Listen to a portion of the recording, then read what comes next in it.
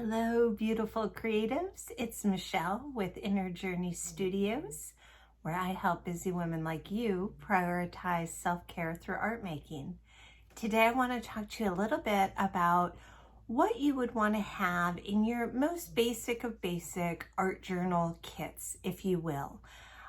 I know I get a lot of questions on this, especially now that we're doing more art journaling in my groups, on what do you really need to have, because there's a lot of stuff out there. So I just wanted to give you the very basics today. Now, there are a lot of things that I will be teaching and showing, a lot of different supplies and techniques and special tools and things like that I'll be doing classes and tidbits and showing you fun things on.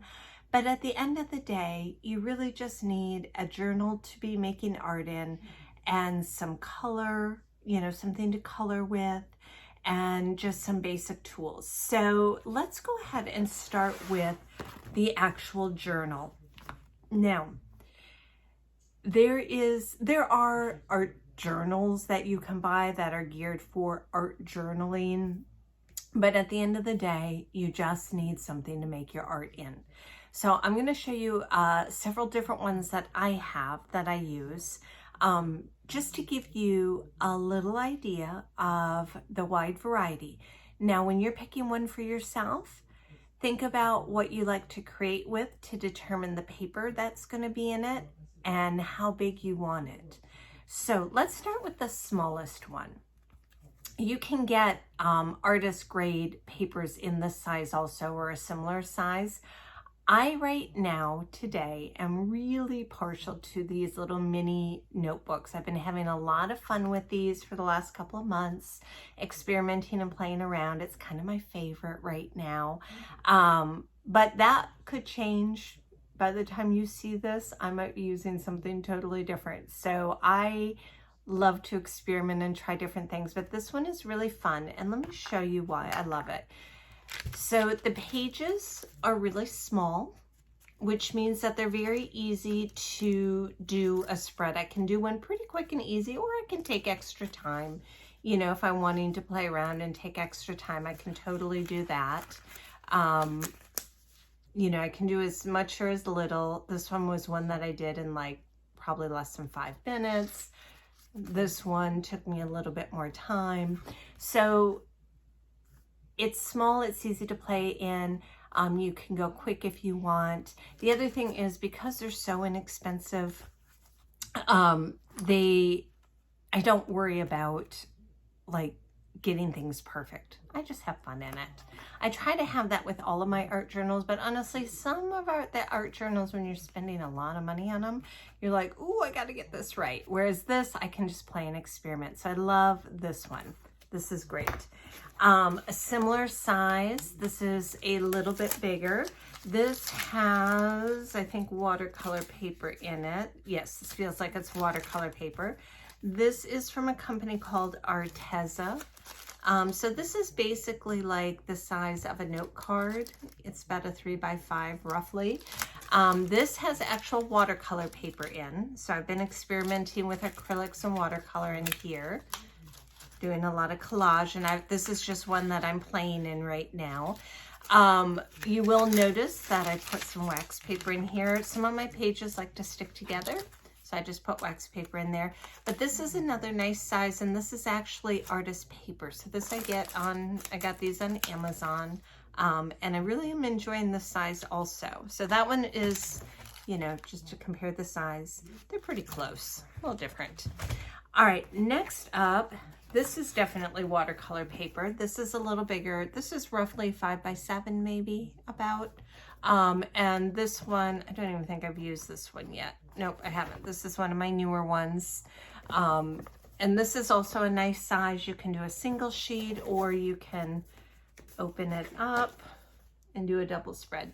I love the ones with the ring binding like this because I can open them. I can close them on themselves to just work on one side or the other, so this doesn't get in the way. Some people like them, some don't. Experiment to see what you like. But I like the spiral bound ones. Here's another spiral bound, just a different brand name. This one is a 7 by 10. So again, you can see we've got different sizes going on here. Experiment to see what you like best. Right now I'm loving the teeny tiny ones because I can work quickly in them. But there are times that I like the big ones, and I do a lot of just playing in these, you know, just to kind of play around and try different things out in them. So that's a nice size. And then this one is one of my favorite. I've been working on this for several years. I think this is a 9 by 12. It might be an 11 by 14. I'm not really sure. This is by a company called Ranger. And once I have this filled, then I'll go ahead and decorate the outside. But I personally love to leave the covers as is and decorate them when I'm all done. And you can see this, these are big pages. So I can do single, which I've done here, or I can do double spreads. That was a double spread. I think those were singles, those were singles. So this has a wide variety in that one I just did yesterday. But I love this. This is like one of my favorite. This has mixed media paper in, so the paper's a little bit thinner. The other thing that I forgot to grab, but that you can also use, is just a regular book. I have a couple journals that are old books that I use. The big thing with them, just like with this, is that you get one that is sewn on the spine and the pages aren't glued in. That will be the big thing for you. So that is what we have for art journals.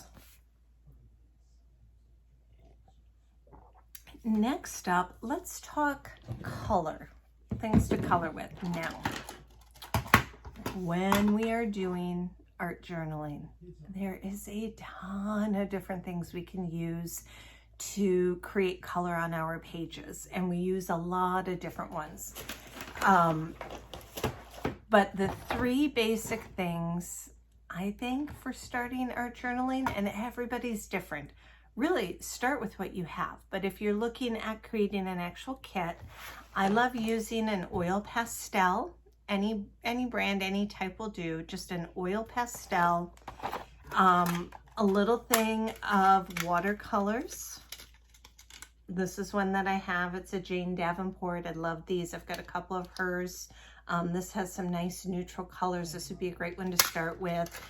Koi has a good one. Or honestly, just, it's your art journal. Just use like the Crayola ones, the little 8, what do they call them? Little 8 palette ones that you can get inexpensive.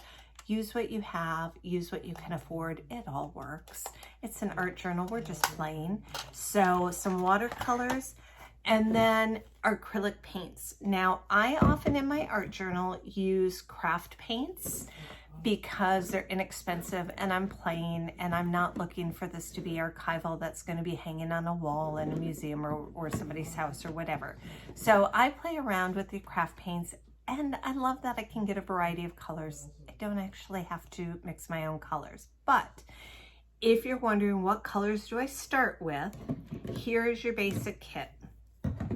You're going to use a black and a white. You can make your own brown easy, but I like to get a brown because it just makes it easy for me. And then the primary colors. Not green. Why did I grab green? Primary colors. Green is not a primary. Here, let me grab this. Okay, so sorry about that. So we've got red, yellow, and blue. Those are your primary colors. So these are the 6 colors that I would recommend getting. White, black, brown, red, yellow, and blue. I keep wanting to say green today. It's blue. Now with that, I also recommend grab a glitter paint, grab a metallic like a gold and or a silver.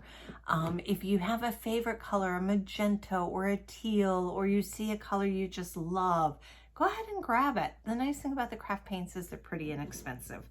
The other thing with the craft paints, this I have learned through the years. I used to use whatever. For doing a lot of my canvas painting, I love using the Americana paints.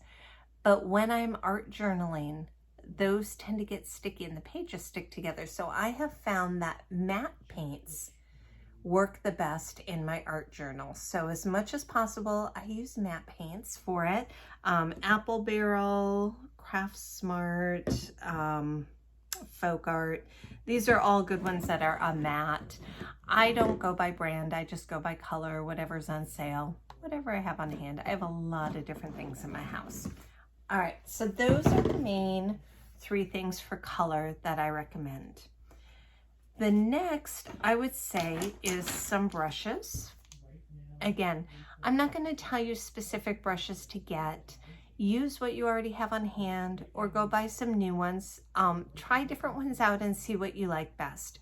A lot of what we do in my classes for art journaling leaves a lot of room for you to use whatever brush you want to use, whatever you want to experiment with.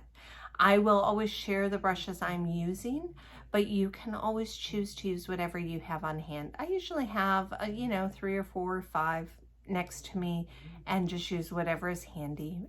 If you're doing big work, big brushes, little work, little brushes, but really just whatever makes sense for you. I also tend to keep a pair of scissors nearby, just to cut paper and stuff, a pencil, a pen. These are just basic things.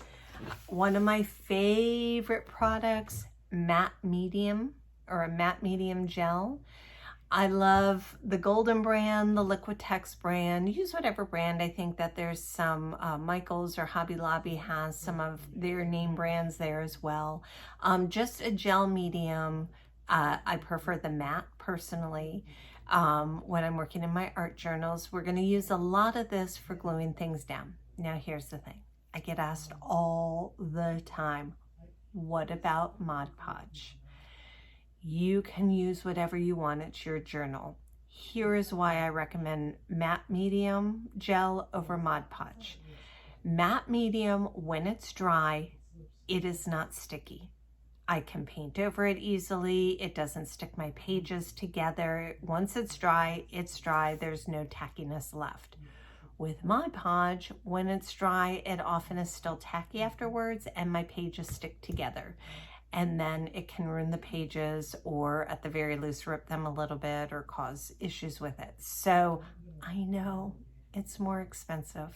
I know, get it with the coupons at the different places. Buy a smaller jar. A jar like this will last me a year plus and I use it a lot. So you can totally get a smaller jar to start out with. I know it's a lot more expensive, but it is so much better in an art journal. If all you have is Mod Podge, go ahead and use it. Just use something in between your pages like I did here so they don't stick together, and that's like a parchment paper or a wax paper. So that's our adhesive. You can also use, some people like to grab a glue stick or something. I sometimes will use that, but I didn't add that in the kit. The other thing that you're gonna want is stuff to collage with. I'm going to show you all different types of techniques for using magazine collage, for using copy paper and hand painting your own and all that. But it's always nice to have a few extra things on hand. So like this is a hand painted piece that is on a thin paper bag, craft paper, which I love. This is actually a friend of mine made that for me. She gave me a bunch of hand painted papers. I love that. Here is just some scrapbook paper. You want the thinner kind, not the thick kind. Music notes or music paper is always great. This I thought was kind of fun. I like the words and the design. This is from a pair of boots I bought recently. And then last but not least, I always have a couple of books that I tear apart and I use these as ephemera for collaging in my art journals. So I think that is it. That's your basic kit. Okay, so let's go over it really quick.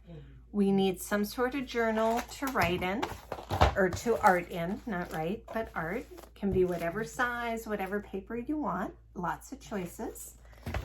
You get to choose what you want there. You're going to want something to color with. I recommend the oil pastels, some sort of watercolor, and then your craft paints that are a matte in white, black, and brown, red, yellow, and blue. Your primary colors, and then white, black, and brown. A matte medium, some paper ephemera to collage with, lots of choices, a couple of brushes, a pen and a pencil, a pair of scissors, and that's it.